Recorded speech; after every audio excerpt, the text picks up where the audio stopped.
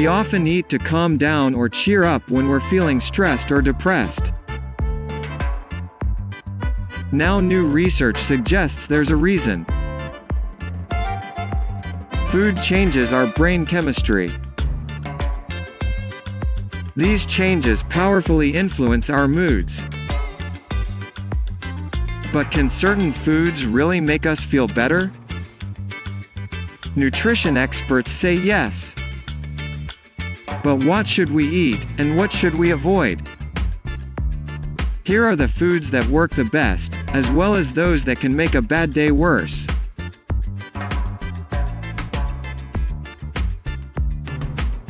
To outsmart stress. Recent research suggests that foods that are high in carbohydrates, such as bread, rice, and pasta, can help you calm down. Researchers say that carbohydrates cause the brain to release a chemical called serotonin. Serotonin makes you feel better. Many people drink coffee when they feel stress. The warmth is soothing, and the caffeine in coffee might help you think more clearly. But if you drink too much, you may become even more anxious and irritable. To soothe the blues, introduce more lean meat, chicken, seafood, and whole grains into your diet. These foods have a lot of selenium. Selenium is a mineral that helps people feel more relaxed and happy. You can also try eating a Brazil nut every day. One Brazil nut contains a lot of selenium. When they're feeling low, many people turn to comfort foods, or foods that make them feel happy or secure. These often include things like sweet desserts. A chocolate bar may make you feel better at first, but within an hour you may feel worse than you did before. So, if you are going to use food to improve your mood, be patient. It may take 2 to 3 weeks before you see some changes.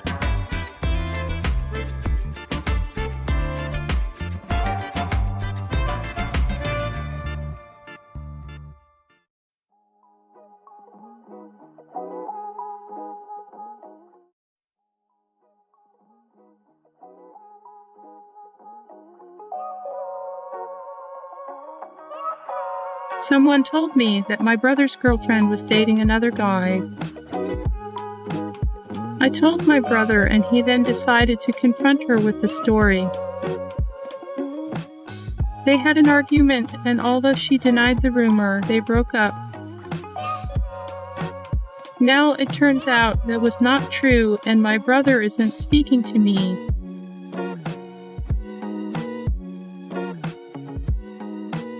You really learned a lesson, didn't you? You shouldn't have listened to gossip. Now you have to repair the damage. Apologize, and hope that he will forgive and forget. Don't blame yourself. You sincerely tried your best. But, frankly, I wouldn't have acted so quickly. I would have waited to see what happened. Try talking to him.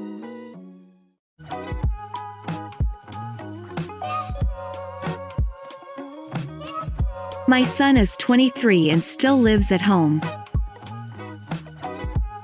He finished college last year. But I really don't think he's trying to get a job. Meanwhile, I've been cooking his meals and doing his laundry. You're making it too easy for him to stay home. Be firm and tell him he has to find a job and get his own place. He's old enough to take care of himself. You're his mother, and family's family. It's hard to find a job if you have no experience. And don't you have to cook for yourself? Don't complain about your son.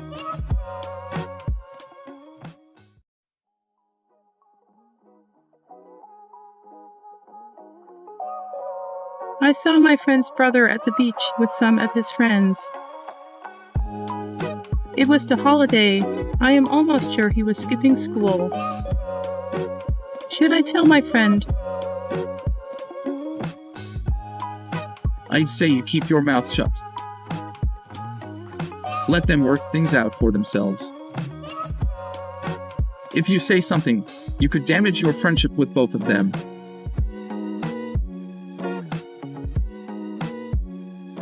What are you waiting for? You should tell your friend right now, and tell her mom too. The only way to solve your dilemma is to be 100% honest.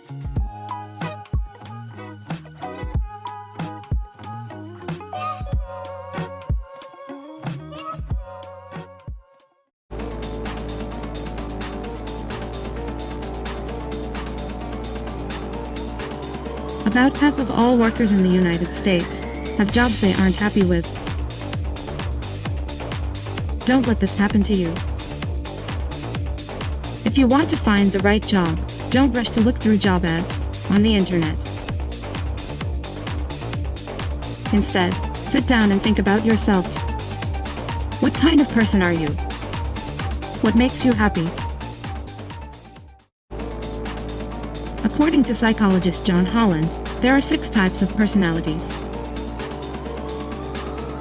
Nobody is just one personality type, but most people are mainly one type.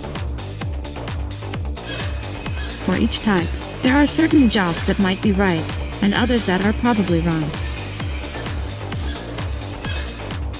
Considering your personality type can help you make the right job decision. Liz is a good example. Liz knew she wanted to do something for children. She thought she could help children as a school counselor or a lawyer.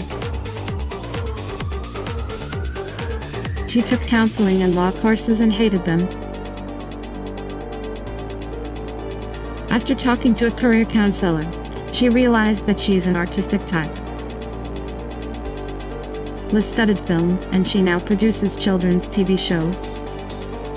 And loves it. Which of the following is you? The realistic type is practical and likes working with machines and tools. The investigative type is curious and likes to learn, analyze situations and solve problems. The artistic type is imaginative and likes to express ideas, like creating art. The social type is friendly and likes helping or training other people. The enterprising type is outgoing and likes to persuade or lead other people.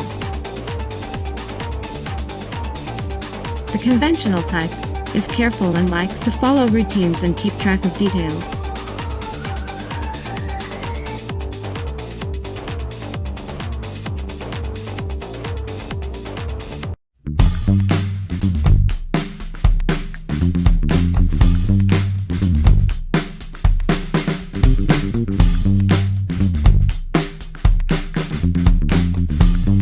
What's volunteer traveling? It's like an exchange program. People find a program in a country they'd like to visit. In exchange for food and accommodation, they work. In other words, they don't get a salary. The idea is that volunteers can learn about real people in other countries. Vacationers who stay in hotels often don't learn much about the local people and culture. What kinds of work can volunteers do? Many of the jobs are on small farms. Farmers often need volunteers to harvest crops. I've harvested vegetables and fruit, including nuts and olives. Some volunteers work with animals, such as milking cows or goats. That's an interesting experience, I can tell you. And sometimes farmers want volunteers to do things, like build stone walls. There are lots of possibilities. Who can volunteer? Anyone. Many volunteers are fairly young. The work can be hard, so a volunteer needs to be fit. But, actually, age isn't important. I've worked with people in their 70s and even 80s. Where can people volunteer to work? Just about anywhere in the world. I've volunteered in Italy, Morocco, Indonesia, and several countries in Latin America. And finally, how can someone find out about volunteer travel opportunities? That's easy. Just go online. Do a search for volunteer travel or volunteer vacations. You'll find lots of websites with information about opportunities for volunteering.